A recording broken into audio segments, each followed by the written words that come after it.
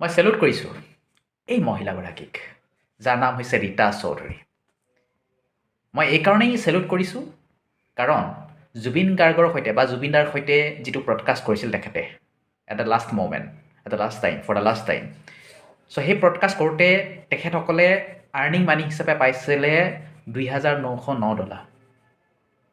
আৰু ইয়াক যদি আমি ইণ্ডিয়ান মানিত কনভাৰ্ট কৰোঁ, অলমষ্ট 2,63,000 চামথিং আহিব।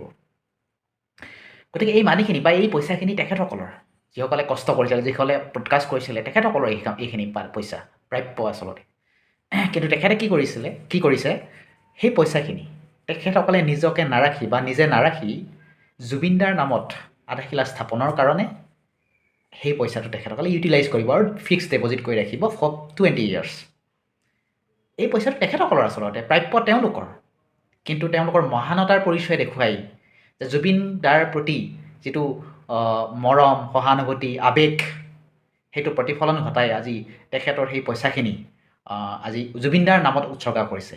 চ' আই চেলুট ইউ বাইদেউ, keep doing you good job. I want to call you as iron lady of Assam.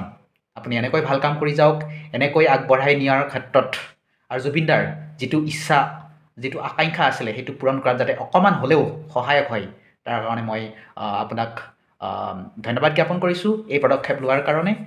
আৰু এনেকৈ থাকক, ভালে থাকক, ভাল কাম কৰি যাওক। জয় জুবিন দা, জয় আই অসম। Thank U.